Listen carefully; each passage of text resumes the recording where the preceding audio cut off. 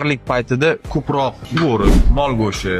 Ramazon oyida organizm suvsizlanib qolmasligi uchun va undan tashqari ko'proq qaysi mышцalarga ishlashni tavsiya berasiz? Qanaqa упражнениялар? Har doim qilgan trenirovkalarni qilaverish kerak. Faqat много суставный narsalarni ko'p maslahat bermayman. Ya'ni ko'p amplitudada bajariladigan, ayniqsa o'zini vesida резкий harakat qiladigan turnir bruslarni men qilmayman.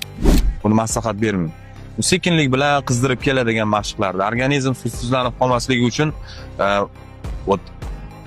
saharlik paytida ko'proq cho'zilib boriladigan oqsil, tvorog, mol go'shti, undan keyin medlenniy uglevod, ovsyanka, grechka, guruch yeyishini, iftorlik paytida tezroq singiladigan narsa, fruktoviy sok, o'ziga yarasha protein, kimdir geyner ichgisi kelsa geyner ichaversin. Во время тренировки marhamat, xurmo, feniki.